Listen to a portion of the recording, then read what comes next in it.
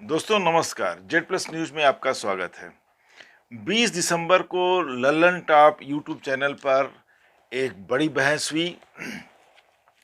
बहस का विषय था, डज गॉड एग्जिस्ट? क्या सर्वशक्तिमान या ईश्वर का अस्तित्व है? और इस पर एक तो बहुत माने जाने भारत की पर्सनालिटी, गीतकार श्री जावेद अख्तर साहब थे, जिनको जाना माना नास्तिक और एथीस्ट माना जाता है, जो ईश्वर के अस्तित्व को नहीं मानते हैं। और दूसरी तरफ एक थे मौलाना मुफ्ती समाइल नदवी, जो ईश्वर के अस्तित्व के पक्ष में उन्होंने आर्गुमेंट रखा, अपनी बात रखी। इसमें कई सवाल आए। जाहिर है कि जो चीज़ें मेटाफिजिक्स के नाम पर, या ये कहा जाए कि स्पिरिचुअल हैं या मेटाफिजिकल हैं, उनका कोई वैज्ञानिक प्रमाण नहीं होता। श्री जावेद अख्तर साहब ने वैज्ञानिकता की बात की और वैज्ञानिक प्रमाणों, उपस्थित हालातों की चर्चा के आधार पर गॉड के अस्तित्व को नकारा। वहीं मौलाना ने, मुफ्ती हैं, मौलाना हैं, तो उन्होंने वही मेटाफिजिकल आधार लिया और बहुत सारे अनुत्तरित प्रश्नों को ही, जो प्रश्न अभी तक अनुत्तरित हैं या संतोषजनक उत्तर उसका नहीं है, उन्हीं प्रश्नों के आधार को बना करके उन्होंने ईश्वर के अस्तित्व या गॉड के अस्तित्व को सिद्ध करने की कोशिश की। अब देखिए कितना अपने आप में कॉन्ट्रडिक्शन और हास्यास्पद होता है कि आप एक तरफ ये कह रहे हैं कि उसका कोई प्रमाण नहीं है, और जिस चीज के प्रमाण नहीं है उसके आधार पर किसी चीज को प्रमाणित करने की कोशिश करते हैं कि गॉड है। उनके बात में जो कई चीजें आई, उसमें जावेद साहब पर वो मजाक उड़ा रहे हैं, उनके उनके सपोर्टर। तो मैंने पहले उन दो चीजों को ले लेता हूँ।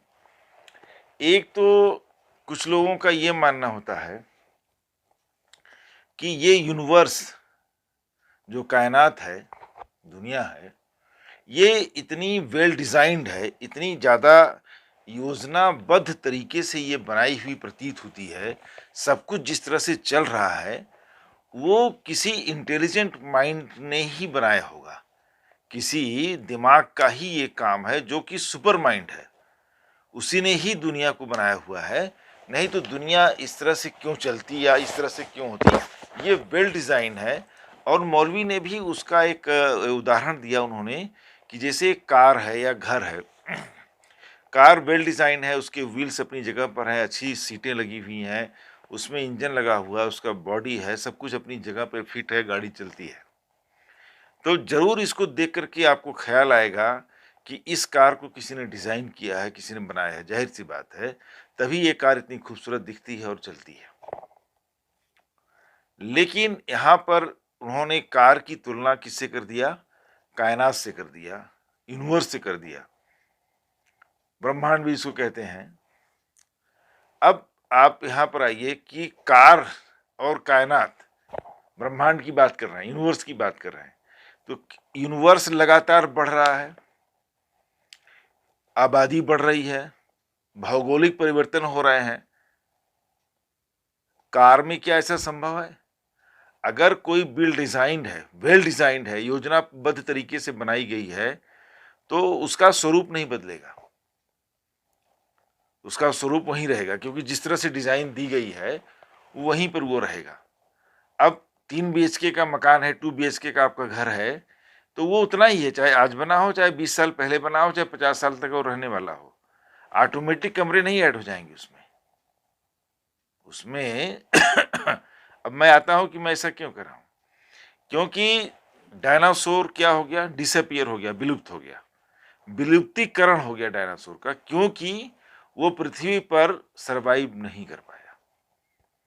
जो लोग पृथ्वी पर सरवाइव कर पाए वो हैं, डायनासोर नहीं सरवाइव कर पाया। और डायनासोर अकेला नहीं है, चूंकि बहुत बड़ा जानवर था इसलिए उसकी चर्चा ज्यादा होती है, उस पर रिसर्च ज्यादा हुआ। लेकिन ऐसे बहुत सारे जानवर होंगे, जंतु होंगे, कीड़े मकोड़े हो सकते हैं जो खत्म हो गए होंगे, जो बदलते माहौल में, बदलते एटमॉस्फेयर में, एनवायरनमेंट में वो सरवाइव नहीं कर पाए होंगे। आज भी आप देखिए भारत में ही टाइगर को कंजर्वेशन प्रोजेक्ट चलाए जाते हैं, सरकार ने विशेष अभियान चला रखे हैं, विशेष प्रोजेक्ट चलाए जा रहे हैं टाइगर कंजर्वेशन के लिए, टाइगरों को बचाने के लिए। मतलब टाइगर भी विलुप्तीकरण के कगार पे हैं या हो गए होते अगर सरकार ने बहुत प्रयास नहीं किए होते, अलग से टाइगर सेंचुरी नहीं बनाई होती। उस पर देखिए हमारे यहाँ वाइल्ड लाइफ प्रोटेक्शन एक्ट 1972 है, जिसके अंतर्गत तमाम जानवरों के उसके कंजर्वेशन के लिए उसमें बनाया गया व्यवस्था है, मार के खाने पर भी है। अब आप बताइए कि अगर नेचर या प्रकृति, कायनात, ये दुनिया वेल डिजाइंड है, किसी ऑलमाइटी पावर ने, गॉड ने इसको वेल डिजाइन किया हुआ है, योजनाबद्ध तरीके से बनाया है, तो यहाँ सभी लोग सरवाइव करते, सब लोग रहते। कभी उन्होंने डायनासोर बनाया और कभी डायनासोर विलुप्त हो गया, डिसअपियर फ्रॉम द अर्थ हो गया, तो डिसअपियर ही क्यों हुआ? अगर वो वेल डिजाइंड होता तो डिसअपियर नहीं होता ना, उसको तो होना चाहिए था, सबके साथ वो भी रहता। मतलब साफ है कि वो सरवाइव नहीं कर पाया। अगर वो वेल डिजाइन पार्ट होता नेचर का, कायनात का, तो वो सरवाइव करता।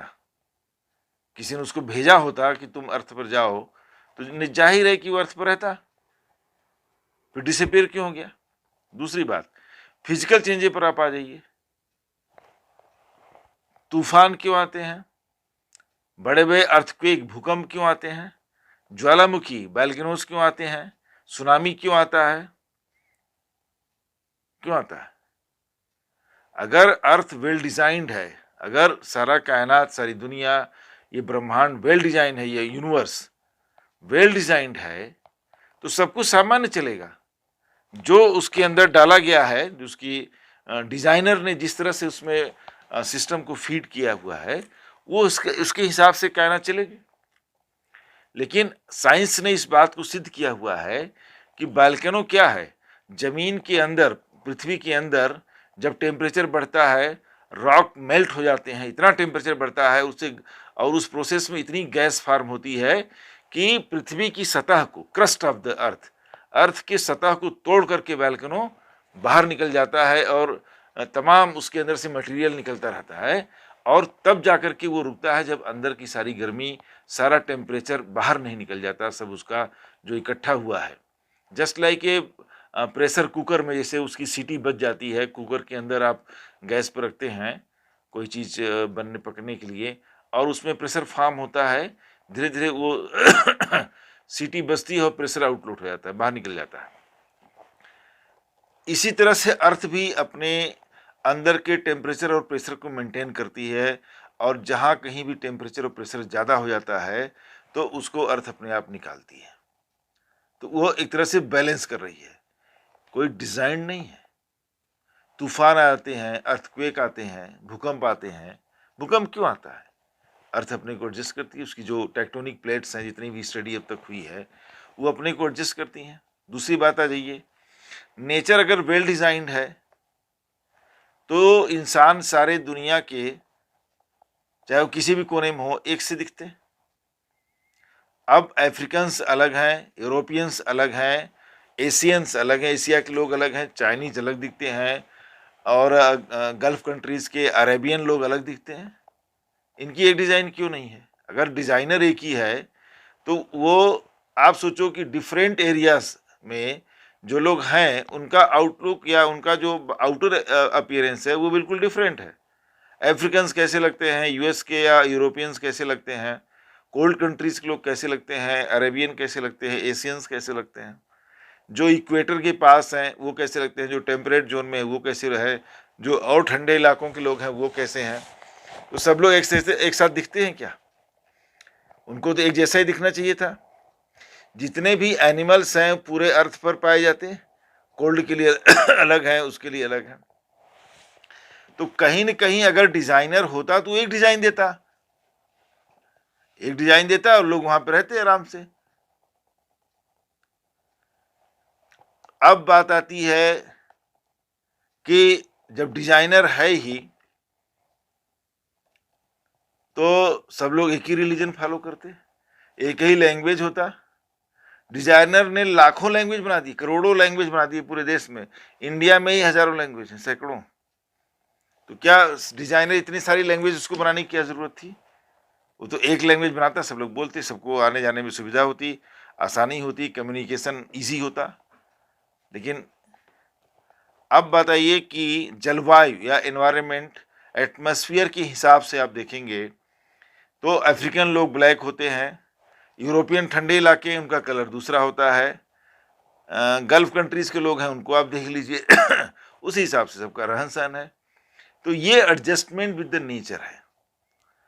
आज हम पहाड़ के लोग हैं, देखिए अच्छी मजबूत कद काठी के होते हैं लेकिन उनकी हाइट कम होती है। दूसरे इलाकों के लोग हैं, हो सकता है लंबे हों लेकिन मजबूत कद काठी के उतने नहीं होते, पहाड़ों पे चढ़ते हैं तो ये सब क्लाइमेट का देन है, ये सब एटमॉस्फेयर का देन है। इसमें किसी डिजाइनर का कंट्रीब्यूशन नहीं है, का योगदान नहीं है। तो ये कहना अपने आप में गलत बात सिद्ध होती है कि ये पृथ्वी वेल डिजाइंड है इसलिए कोई गॉड है। पृथ्वी वेल डिजाइन नहीं है। आज भी जो रिसर्च प्रूव कर रहे हैं कि आज भी कहा जा रहा है, जो साइंटिस्ट कहते हैं कि Himalaya is still growing, Himalaya जो है स्टिल ग्रो कर रहा है, आगे ऊपर जा रहा है।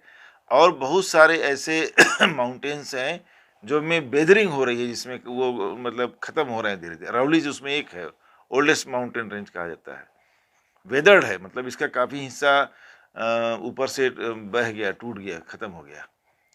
तो नेचर में जो चेंजेस हैं तो क्यों हो रहे हैं? क्योंकि नेचर अपने को एडजस्ट कर रही है। और नेचर चेंज इज, कहावत भी है, change is law of nature. Nature हमेशा अपने को एडजस्ट करती है, उसी हिसाब से यहाँ पे चेंजेस होते रहते हैं, उसका इम्पैक्ट लोगों की लाइफ पर है। तो अगर ये वेल डिजाइन होता, अब आप यहाँ भी पकड़िए आप पॉपुलेशन को ही ले लीजिए, मैं नाम नहीं लेना चाहूंगा, जहां सबसे ज्यादा पढ़े लिखे लोग हैं, जहां सबसे ज्यादा वैज्ञानिक सोच रखने वाले लोग हैं, साइंटिफिक टेम्परामेंट रखने वाले लोग हैं, रिलीजियस कम है, वहां उन लोगों के बच्चे उतने ही कम हैं। अब आ जाइए इस दुनिया के दूसरे हिस्से में, जहां सबसे ज्यादा रिलीजन फॉलो होता है, जहां सबसे ज्यादा कंजर्वेटिज्म है, जहां सबसे ज्यादा जहालत है, वहां बच्चे भी ज्यादा हैं। कुछ लोगों में तो माना जाता है कि बच्चे गॉड की देन है। कार्रवाई, तो बताइए कि क्या यहाँ पर भी एक पॉइंट आ जाता है कि गॉड ने अगर वेल डिजाइन किया होता तो सब कुछ होता ना तो ह्यूमंस का बर्थ भी डिजाइन के हिसाब से होता है, उतने ही होते। लेकिन जिन्होंने, जिसमें रिलीजियस कंजर्वेटिज्म ज़्यादा है, जो रूढ़िवादी विचारों के लोग हैं, उन्हें बच्चे ज़्यादा हैं। जो प्रोग्रेसिव माइंडेड हैं, साइंटिफिक हैं, उनमें बच्चे कम हैं। एक दो का उदाहरण मत दीजिएगा कोई लोग। जहाँ गरीबी ज़्यादा है वहाँ बच्चे ज़्यादा हैं, जहाँ प्रोग्रेसिव लोग हैं, जहाँ वेल्थ है, वहाँ बच्चे कम हैं। और अगर गॉड ने वेल डिजाइन किया हुआ है तो क्या बिना मेल और फीमेल, स्त्री पुरुष के एक संपर्क में आए क्या बच्चा पैदा हो सकता है? गॉड को तो कर देना चाहिए था ना, गॉड तो कर देना चाहिए था। तो अगर गॉड है तो डिजाइन करके भेजता, हाँ इतने सबको होंगे। लेकिन बिना स्त्री पुरुष के, चाहे एनिमल वर्ल्ड हो चाहे ह्यूमन वर्ल्ड है, बिना स्त्री पुरुष के कांटेक्ट के कोई बच्चा नहीं होगा। और जितनी चाहोगे उतना होगा। जो लोग कम चाह रहे हैं उनके कम हो रहे हैं, जो लोग ज़्यादा चाह रहे हैं 10-10, 12-12, 15-15 बच्चे हो रहे हैं कुछ सोसाइटीज़ में। नाम लेगा भी कंट्रोवर्सी हो जाएगी। तो गॉड कहाँ है? गॉड कह रहे हैं ज़्यादा बच्चे पैदा करो उनके लिए, और वहाँ कह रहे हैं गॉड कम बच्चे पैदा करो। अगर वेल डिजाइन है, सब कुछ गॉड कर रहे हैं, तो ऐसे कैसे हो रहा है? दूसरी तो ये बात है, कहने का मतलब है कि ये वेल डिजाइन नहीं है अर्थ, कायनात। कायनात अपने आप को एडजस्ट करती है। कायनात जो है कि बदली हुई परिस्थितियों में अपने आप को वो कभी नेगेटिव कभी पॉजिटिव चेंजेस ले आती है। और ये एक कंटिन्यूअस प्रोसेस है, सतत है। इसे कहावत है ना कि थेसिस एंटीथेसिस, किसी चीज है उसका जो अपोजिट हो गया वो एंटीथेसिस हो गया, फिर दोनों का बेस्ट पार्ट मिलकर के सिंथेसिस बन गया। इसी तरह से सर्वाइवल होता है और इसी तरह से अर्थ पर क्रियाएं हो रही हैं। एक सर्वाइव करते हैं, एक दूसरे से एडजस्ट करते हैं और उसी से ये आगे बढ़ रहा है। आबादी भी बढ़ रही है। अब देखिए सी लेवल कहीं कहीं डाउन हो रहा है, कहा जा रहा है कि अरे कहीं कहीं इंक्रीज हो रहा है, सॉरी, कि सी लेवल बढ़ेगा। अगर जैसे टेम्परेचर बढ़ रहा है क्लाइमेट का, तो टेम्परेचर बढ़ेगा तो बर्फ़ पिघलेगी और उससे सी लेवल बढ़ेगा। जब सी लेवल बढ़ेगा तो बहुत सारे आइलैंड के डूबने का खतरा भी उत्पन्न हो गया है। तो क्या इसको नेचर ने डिज़ाइन नहीं किया था कि आइलैंड गर्मी बढ़ सकती है और बर्फ़ पिघलेगी, सी लेवल बढ़ सकता है, बहुत सारे आइलैंड डूब जाएंगे? तो क्या इसको डिज़ाइन नहीं करने वाले नहीं सोचा इसको? आज इस बात की कोशिश हो रही है ना कि कार्बन एमिशन कम हो, गाड़ियों से जो धुआं निकलता है या उसका नेचुरल फ्यूल जो होते हैं, फॉसिल फ्यूल, कोयला और पेट्रोल, इनका इस्तेमाल कम हो, क्योंकि इससे पर्यावरण को बहुत नुकसान हो रहा है। मौलाना समाइल नदवी ने दूसरी बात कही कि फ्री विल, मैं एक 3 पॉइंट आ गए, एक हमारा हो गया कि वेल डिजाइन नहीं है, दूसरा उन्होंने कहा फ्री विल, एक है नेसेसरी एग्जिस्टेंस पर फ्री विल। एक तो फ्री विल का उन्होंने ये दावा किया कि ऊपर वाले ने, गॉड ने सबको फ्री विल दिया हुआ। फ्री विल मतलब स्वतंत्र इच्छा, अपनी मर्जी से कुछ करने की स्वतंत्रता ऊपर वाले ने दी है, लेकिन वो सिर्फ परीक्षा ले रहा है और सजा वो देगा अगर कोई अपने फ्री विल का इस्तेमाल करते हुए गलत काम करता है। अब यहीं पे आइए कि ईश्वर ने फ्री विल दिया हुआ है। एक तरफ आप कहते हैं कि ईश्वर के बगैर कोई पत्ता भी नहीं हिलता, फिर कह रहे हैं कि ईश्वर फ्री विल दिया हुआ है। फ्री विल का मतलब हुआ कि अपनी मर्जी से आप कुछ भी करने के लिए स्वतंत्र हैं, लेकिन अगर आप गलत करते हैं तो उसकी सजा कौन देगा? ईश्वर रिकम्पेंस करेगा, आपको कहीं कहीं पनिशमेंट देगा, ये उसको तो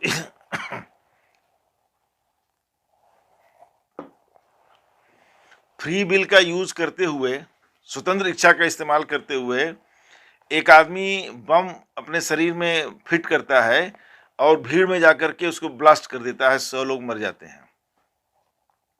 अब उसने गलत किया कि सही किया, पाप किया कि पुण्य किया, ये सजा ऊपर वाला तय करेगा, हमें आपको तय करने का अधिकार नहीं है। वाह, गजा में 45,000 बच्चे मारे गए, जो मार रहा है उसकी सजा ऊपर वाला तय करेगा, कब तय करेगा कुछ पता नहीं है, बच्चे फट जाएं। उन्होंने उदाहरण कितना दिया, कितना बेवकूफ़ी वाला उदाहरण मुफ्ती ने दिया। कह रहा है कि जिस तरह से एक डॉक्टर, पूछा गया ना कि जब से कि फ्री विल का क्या मतलब हुआ, इस तरह से तो तमाम गलत का कार्य है उसको रोका जाना ही नहीं चाहिए। जब ईश्वर ही सब कुछ डिसाइड करेगा, ऊपर वाला ही सब कुछ डिसाइड करेगा कि उसको सजा देगा, क्या पाप है क्या पुण्य है, तो फिर सबको जो कर रहे हैं करने दो, फिर क्यों चिल्ला रहे हो? अभी इनसे पूछा जाए कि गजा में इतने लोग मारे जा रहे हैं तो क्यों चिल्ला रहे हो? मत चिल्लाओ, फिर ऊपर वाला सजा देगा। नेतन्याहू को क्यों गालियां दे रहे हो? इजराइल को क्यों गालियां दे रहे हो? आप जो है खुद भरोसा नहीं है आपको अपनी बात पे ही। एक तरफ कह रहे हो खुदा के बगैर पत्ता भी नहीं हिलता, उसका फ्री विल है, तो जब उसका फ्री विल है तो करने दो, जो उसको सजा देगा। तो क्या आपके ऊपर भरोसा नहीं उसके ऊपर? अच्छा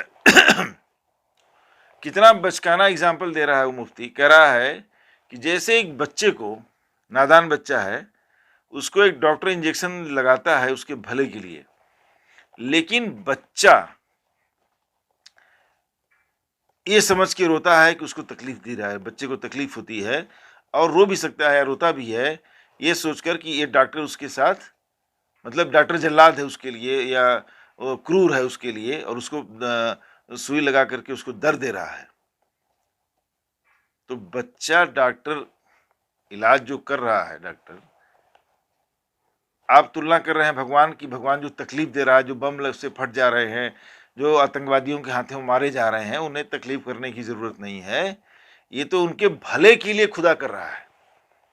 मुफ्ती का कहना है कि जो लोग पेन में हैं आज, जो बम विस्फोट में मारे जा रहे हैं, जो आतंकवाद के शिकार हो रहे हैं, उन्हें तकलीफ होने की ज़रूरत नहीं है, कुछ सोचने की ज़रूरत नहीं है। ये तो बच्चे को डॉक्टर द्वारा इंजेक्शन दिए जाने की जैसा है कि पेन जरूर, दर्द हो रहा है, तकलीफ हो रही है, लेकिन वो सबके अच्छे के लिए है। वाह भाई वाह, क्या दलील दिया मुफ्ती ने, वो सबके अच्छे के लिए है। आतंकवादी बम फोड़ रहे हैं, वो सबके अच्छे के लिए है।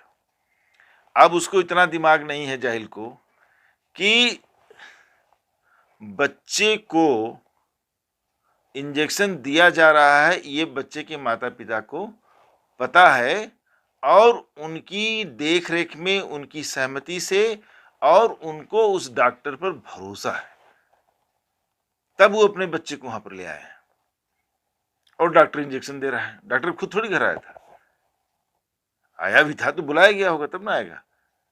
तो एक जावेद साहब ने बड़ा अच्छा जवाब दिया इसका कि डॉक्टर को इतना तो मालूम है कि पढ़ा लिखा है, डॉक्टर डॉक्टरी पास करके आया है, वो उस तरह की परीक्षा से गुजरा है और जो सबके पास सबको नॉलेज में है, तब मरीज आता है, उसकी लिखी भी दवा का लोग इस्तेमाल करते हैं। पहले उसकी डिग्री लिखी रहती है कि MBBS MD है, क्या है जो भी है, या MS है अगर ऑपरेशन कराना है, तो वो पहले ही आपको घुसने से पहले ही अपने बोर्ड पर वो अपनी काबिलियत दिखा देता है डॉक्टर कि मैं इस लायक हूं, तब आप अंदर जाते हैं। अगर वो लोग लिख दे वहां कि मैं पंचर जोड़ता था, तो कोई जाएगा अपने बच्चे की दवाई लेने उसके पास? अगर वो लिखे कि नहीं मैं MD नहीं, मैं पंचर जोड़ता था, तो कोई जाएगा अपने का, यार नॉर्मल ग्रेजुएट है वो, कोई अपना दवा लेने जाएगा उसके यहाँ? तो इतनी बचकानी जो है एग्जाम्पल दे रहा था वो। तो कहने का मतलब है फ्री विल के नाम पर वो इतना जो बात वो किया मुफ्ती, वो अपने आप में उसका जो इम्प्लीकेशन है, जो इंटरनल मीनिंग है, वो बहुत ही खतरनाक है। इससे तो एक तरह से देखा जाए आतंकवादियों को शह दी जा रही है, आतंकवाद को बढ़ावा दिया जा रहा है। मुफ्ती इनडायरेक्टली आतंकवाद का सपोर्ट कर रहा है। वो ये कह रहा है कि अगर कोई आतंकवादी अगर किसी को मार रहे हैं तो वो अपने आप में कोई तकलीफ जो हो रही है, लोगों को मर रहे हैं, ये उनके भले के लिए है, उनके अच्छे के लिए है, और खुदा तय करेगा कि उसको सजा देना होगा, देगा अगर वो उचित समझेगा तो। मतलब न तो पुलिस को कोई काम करना चाहिए, न उसको पकड़ना धरना चाहिए, कुछ नहीं करना चाहिए, आतंकवादियों को खुली छूट देनी चाहिए, वो जो करें। आप सोचिए, ऐसी सोच रखते हैं ये मुफ्ती साहब। और आश्चर्य की बात है कि उनको समर्थन बहुत मिल रहा है। जहालत का ये हाल है इस देश में कि ऐसे मुफ्ती को समर्थन करने वाले लोग भारी संख्या में। उसका कारण और भी है कि ईश्वर, कितने लोग इतने ज्यादा ईश्वर के में लीन है कि वो सोच ही नहीं, ये पाप समझते हैं, डरते हैं कि हम ये कैसे सोच लें कि ईश्वर नहीं है और हमारे ऊपर कुछ विपत्ति ना आ जाए, कोई परेशानी ना आ जाए मेरे ऊपर। तो इस डर के मारे वो ये सोचने को तैयार नहीं है कि भगवान नहीं होगा। तो ऐसे लोगों को समर्थन ज्यादा मिल रहा है। एक बात उसने और कही, नेसेसरी एग्जिस्टेंस की बात करी, नेसेसरी बीइंग की बात करी, सॉरी, कि अब एक बार मैं थ्योरी आता हूँ, जावेद साहब थोड़ा सा बुजुर्ग हो गए हैं और कई सवाल जब वो मुफ्ती पूछता था तो एक आध वो उसमें भूल जाते थे, उनके हाथ भी कांप रहे थे, शायद उनकी तबीयत भी ठीक नहीं लग रही थी, बड़े धीरे धीरे और हाथ उनके कांप रहे थे, बुजुर्ग हैं भी। तो जैसे कि उसने बात की इनफाइनाइट रिग्रेस की, इनफाइनाइट रिग्रेस का और थियरी ऑफ कंटिजेंसी का। थियरी ऑफ कंटिजेंसी का मतलब ये हुआ कि आज जीव अस्तित्व में जो भी चीज़ें हमारे कायनात में, इस ब्रह्मांड में, इस यूनिवर्स में हमें दिखाई पड़ती हैं, सबका अस्तित्व किसी और अस्तित्व पर, किसी और चीज़ के अस्तित्व पर टिका हुआ है। इसका कारण ये है, थियरी ऑफ कॉजेशन भी कहते हैं, बुद्धा ने भी इसको दिया है कि इसका कारण ये है, लेकिन बुद्धा ने गॉड की बात नहीं की कि इसका कारण ये है तो उसका कारण ये है, तो उसका कारण ये है, तो फिर उसका कारण ये होगा, तो वो उसके कारण ये हुआ, तो उसके कारण, मतलब कि हर चीज का कोई ना कोई कारण है। तो जो कारण इसका है तो उसका कोई और कारण है, फिर उसका कोई और कारण है, फिर उसका कोई और कारण है। इस तरह से एक इनफाइनाइट रिग्रेशन, एक इनफाइनाइट रिग्रेस होता है, कारण पे कारण, कारण पे कारण, कारण पर कारण, और अंत में जाते जाते अंतिम कारण जो आएगा, उसका ये कहना है, जो थियरी है वो कहना क्या है, सभी बहुत लोगों ने कहा है कि एक ऐसा अंतिम कारण आएगा कि वो फिर उसका कोई कारण नहीं होगा, क्योंकि इनफाइनाइट रिग्रेस नहीं हो सकता। आप इनफाइनाइटली आप पीछे नहीं जाते जाएंगे कि इसका कारण ये, इसका कारण ये, इसका कारण ये, इसका कारण ये, इसका कारण ये। कहीं न कहीं जाकर के आपको रुकना होगा, और जहां आप रुकते हैं वहीं गॉड है। जहां आप रुकते हैं वहीं गॉड है। अब आप देखिए बहुत पहले की बात नहीं है, मुश्किल से 1000 साल पहले की बात है। और पर कमी हमारे यहाँ हिंदू ग्रंथों में भी लिखा है, अग्नि की पूजा, वायु की पूजा, सूरज की पूजा, धरती की पूजा, आकाश की पूजा, इस सब की पूजा, सूरज की पूजा। क्यों पूजा होती थी? क्योंकि तब इन ग्रहों के बारे में कोई साइंटिफिक नॉलेज नहीं था, कोई वैज्ञानिक नॉलेज नहीं था। लोग उस टाइम के सूरज निकला फिर डूब गया। मैं इस पर भी आऊंगा, एक और एग्जांपल। बारिश हुआ बंद हो गया, आंधी तूफान आया बंद हो गया। आज यहाँ देख रहे हैं खुला मैदान है और देखा थोड़े दिन बाद वहां से पौधे निकल रहे हैं जमीन के अंदर से। तो जब प्रकृति का नॉलेज नहीं था, जब साइंस का नॉलेज नहीं था, तो लोग प्राकृतिक क्रियाओं के पीछे एक ऐसी शक्ति की कल्पना की लोगों ने जो अदृश्य है और जो सब कुछ कर रही है। जैसे सूरज का निकलना, तेज धूप होना और फिर खत्म हो जाना। उन्हें लगता है कि आज भी मैं भी इस पर अलग से भी आऊंगा कि सूरज कोई भगवान, कोई शक्ति है जो निकल रही है फिर चली जा रही है। आग लग गई जंगलों में, दूर तक आग फैल गई और फिर बुझ भी गई। बारिश हो गया, चाहे किसी अन्य कारणों से कोई भी चीज अपने आप खत्म भी हो जाती है। तो जंगलों में आग लगी और खत्म भी हो गई। ये कहां से हो गया?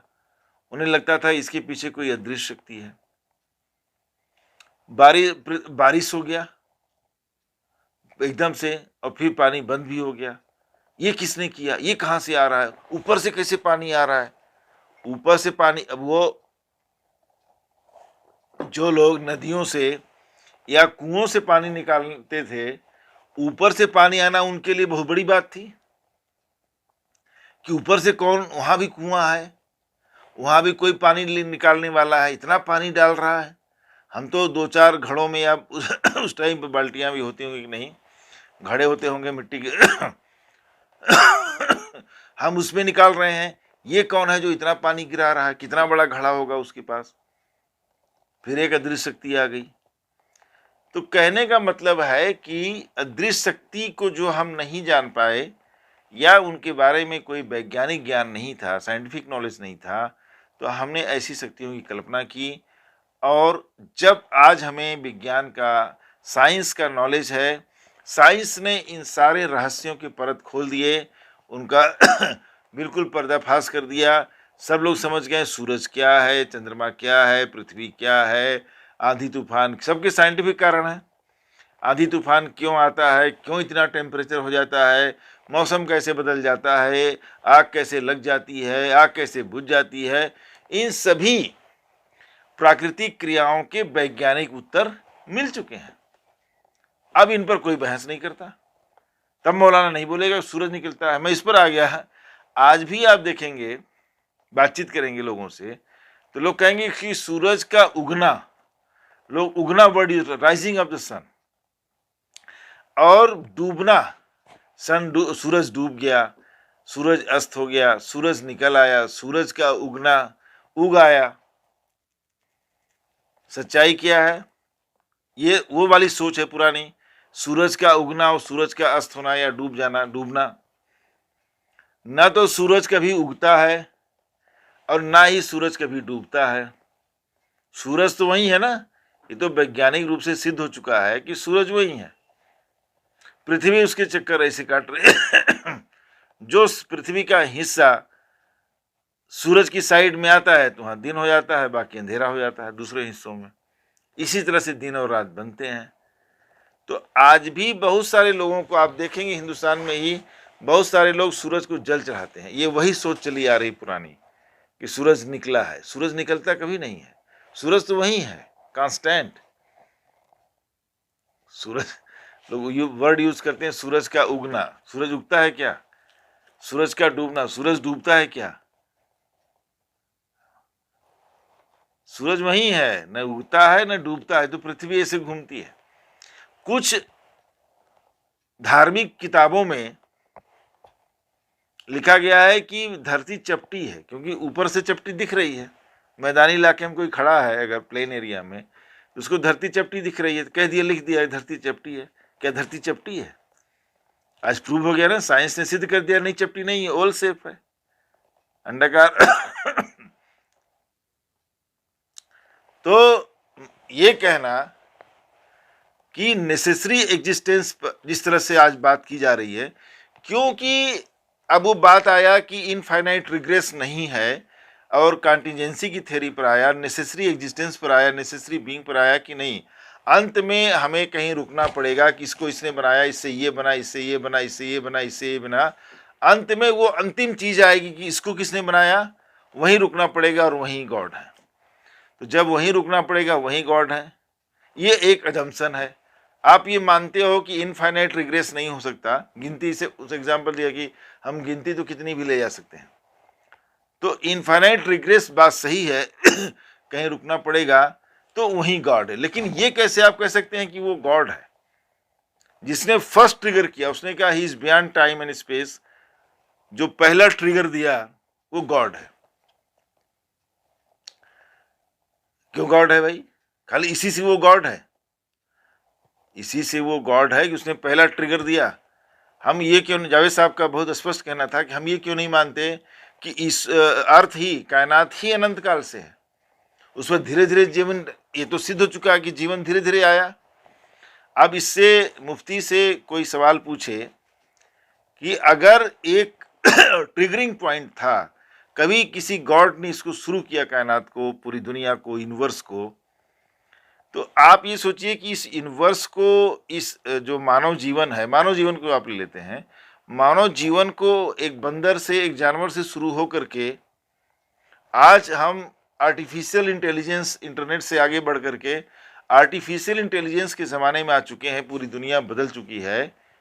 ये लाखों साल लगा, हजार यहाँ तक पहुँचने में, अर्थ पता नहीं कितनी पुरानी है।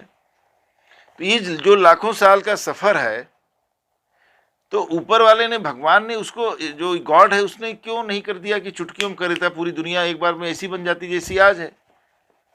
आप समझिए कि यहाँ तक पहुँचने में हमें लाखों साल लगे हैं। तो अगर कोई ट्रिगरिंग पॉइंट था और ईश्वर कायनात का निर्माण कर रहा था, बना रहा था, या इस यूनिवर्स को उसने बना दिया, तो पूरा बना देता आज की, जब पूरा इतने साल तक वो बैठ के क्या मजा ले रहा था, देख रहा था कि इसे इसे कैसे कैसे हो रहा है, बस ही जस्ट वॉचिंग देयर। हमने पाषाण युग कहते हैं उसको, हमने पत्थरों का इस्तेमाल करके, स्टोन टूल्स इस्तेमाल करके जानवरों को मारा, फलों को तोड़ा, हम नंगे रहते थे, हमने वहां से जीवन शुरू किया, और आज हम ह्यूमन एफर्ट, साइंस की बदौलत जीवन में इतनी हमने तरक्की की, हम यहाँ तक पहुंचे हैं बिकॉज ऑफ साइंस। इंसान ने, नेचर में इंसान कहाँ से था? कोई कपड़ा नहीं था, और वो पत्थर मार करके चिड़ियों को मार के खाता था, फलों को तोड़ के खाता था, रूट एंड फ्रूट्स जो भी उसको मिलते थे, using stone tools, stone tool use करता था। और आज आप कह रहे हैं कि सब ऊपर वाले ने बनाया है। साइंस ने इतनी तरक्की की, आज साइंस यहाँ पर पहुंच गया, एआई के जमाना, आर्टिफिशियल इंटेलिजेंस आ गया, क्लोनिंग होने लगी, भेड़ बकरियों की क्लोनिंग की गई, भेड़ों की, लैम की। तो ईश्वर अगर था, गॉड वहां था, तो उसने एक बार में ही सारी सृष्टि का निर्माण क्यों नहीं कर दिया? एक बार में ही चुटकी मारता और सब कुछ बन जाता। तो क्या लाखों साल का इंतजार कर रहा है? वो बैठ के देख रहा है? ईश्वर था तो किसी, अब ये तो एक टाइम पर ट्रिगरिंग हुआ, जो अर्थ पे ग्रोथ शुरू हुआ, यूनिवर्स का निर्माण शुरू हुआ होगा किसी पॉइंट ऑफ टाइम पर। तो उस अगर गॉड है, अगर, तो उसका तो कोई इनफाइनाइट है, वो तो हमेशा से रहा होगा, हमेशा भी, हालांकि इस टाइम है। तो गॉड क्या इतने दिन से क्या कर रहा था? उसको एकदम से ख्याल आया कि चलो यूनिवर्स बना देते हैं और मजा लेते हैं। इसके पहले गॉड क्या कर रहा था? यूनिवर्स बनाने से पहले तो तब से है, पता नहीं कब से है। यूनिवर्स का तो एक टाइम कैलकुलेट हो सकता है ना, यहाँ भाई अर्थ इतनी पुरानी हो ही रहा है, कि अर्थ इतनी पुरानी है, तब के इसके पहले से सब लेकिन गॉड क्या कर रहा था फिर? उसको एकदम से ख्याल आया कि चलो यार अर्थ बना देते हैं, कायनात बना देते हैं, यूनिवर्स बना देते हैं और मजा लेते, देखते हैं क्या होता है। हास्यास्पद है। हाँ, साइंस में अभी तक इस बात पर नहीं पहुंचा पाया है। साइंस ने बहुत ही तरक्की की है, लेकिन साइंस की तरक्की पूरी नहीं हुई है। साइंस का सफर पूरा ये कैसे कहा जा सकता है? साइंस लगातार आगे बढ़ रहा है और साइंस ने खिड़की दरवाजे खोल रखे हैं, खुद को ही गलत साबित करती है, फिर आगे नई थियरी देती है। साइंस ने हमेशा तरक्की का रास्ता लिया, हमेशा प्रोग्रेसिव रही, किसी एक चीज को पकड़ के नहीं बैठी है कि नहीं यही सही है। साइंस साफ कहता है कि हो सकता है जो आज हमें सच लग रहा है वो कल सच ना हो, और जो आज झूठ लग रहा है, गलत लग रहा है जो थियरी, हो सकता है कल वो सच हो जाए।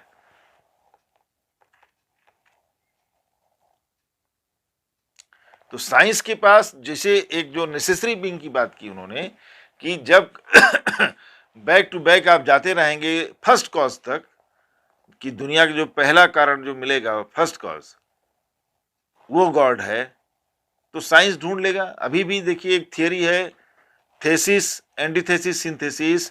कोई चीज है उसके अपोजिट जो आ जाएगा वो एंटीथेसिस हो गया, और दोनों मिलकर के एक नई चीज का निर्माण करते हैं, सिंथेसिस हो गया। क्यों हम नहीं ये सोचते कि नहीं अर्थ के अंदर ही नेचुरल तरीके से परिवर्तन शुरू हुए और धीरे धीरे धीरे धीरे सारा यूनिवर्स अपने इस रूप में आया, और धीरे धीरे आया, क्रमिक विकास है, एवोल्यूशन है, ये पूरा एवोल्यूशनरी है, धीरे धीरे धीरे धीरे धीरे ग्रोथ हुआ है। अगर कोई डिजाइनर होता तो तुरंत बना देता, सारी चीजें एकदम से होती, सारी चीजें तब एकदम से होती, लेकिन नहीं है। आज गजा में 45,000 बच्चे मर गए, गॉड कहाँ है भाई? गॉड सजा देगा? आप बताइए, गॉड ठीक है, कल को नेतन्याहू के साथ कोई घटना घट जाए तो क्या नेतन्याहू के खत्म हो जाने से उन बच्चों का जो चिथड़े उड़ गए वो सब दर्द खत्म हो जाएगा? उनके माता पिता की तकलीफ खत्म हो जाएगी? या जो बच्चों ने जीवन का अधिकार खो दिया वो वापस आ जाएगा? किसी ने किसी का मर्डर कर दिया और उस मर्डर को भगवान सजा देगा, ऊपर वाला गॉड सजा देगा, तो क्या इसका दर्द कम हो जाएगा? इसके बच्चों का तकलीफ कम हो जाएगा? आज कोई किसी को मार दिया, उसके बच्चे हैं छोटे छोटे, और उसको सजा देगा भगवान, जाए जब दे गॉड, तो क्या उन बच्चों की उसकी वाइफ की तकलीफ कम हो जाएगी उससे? फिर उसको सजा देकर ही भगवान क्या करेगा? इनका जीवन तो खराब हुआ, इनका जो नुकसान होना था हो गया। तो ऐसी बातें बिल्कुल बचकाना है कि भगवान ऊपर वाला सजा देगा। कोई सजा नहीं देगा। किसी ने देखा है सजा देते हुए? ऐसे आपके आसपास सोसाइटी में हजारों लोग, लाखों लोग हैं जो मर्डर कर रहे हैं, पैसे लूट रहे हैं, दूसरों का हक मार रहे हैं और तरक्की कर रहे हैं। ऐसा क्यों हो रहा? और ये कहते हैं कि नहीं ऊपर वाला तो सब देख रहा है, उनको सजा देगा। अरे सजा देगा कि नहीं देगा कौन देखा है? यहाँ तो तकलीफ हो रही है, इनका कैसे काम पूरा होगा? किसी के बाप को मार दिया, वो बच्चे अनाथ हो गए, उनका दर्द, उनका तकलीफ कैसे पूरा होगा? खाली ये देख करके इसको सजा देगा, आप यही समझा दोगे और उनको मान जाना चाहिए? तब तो कानून पुलिस सब बेकार है। जो आतंकवादी कर रहे हैं वो सही है और ऊपर वाला सजा देगा। फ्री विल की बात कर रहा है। अच्छा, बार बार मुफ्ती क्या बोल रहा है कि ट्रस्ट, कि भगवान परीक्षा ले रहा है, गॉड जो है टेस्ट ले रहा है। तुमसे गॉड ने कहा है कि गॉड टेस्ट ले रहा है? और क्यों कोई टेस्ट लेगा और क्यों कोई टेस्ट देगा? गॉड टेस्ट ले रहा है। गॉड क्यों टेस्ट लेगा?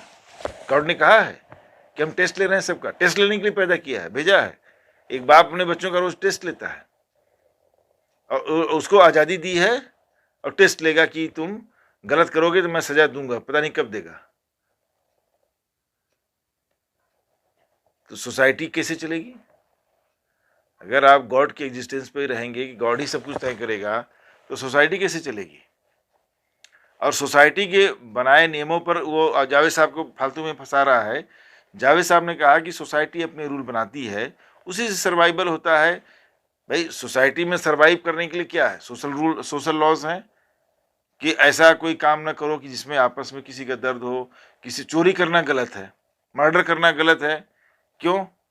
क्योंकि किसी को पेन होगा, किसी का नुकसान होगा, कल को वो आपको मर्डर कर देगा, कल को वो आपकी चोरी कर लेगा। तो समाज ने रूल बनाया कि चोरी करना पाप है, गलत है, क्योंकि सभी को उससे फायदा है।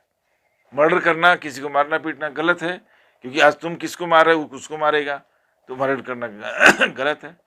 बाद में कानून बनाए गए, कोर्ट्स बनाए गए, अदालतें आ गई, सजा निर्धारित होने लगा। लेकिन ये कहना कि नहीं,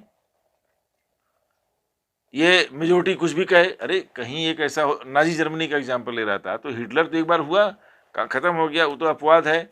वो भी उसका ये कहना था कि इजरायली या यहूदियों के खिलाफ जो जर्मनी में हुआ वो मेजोरिटी का ओपिनियन था। कैसे था? आप कैसे कह सकते हैं कि पूरा जर्मनी हिटलर के साथ ही था उस काम में?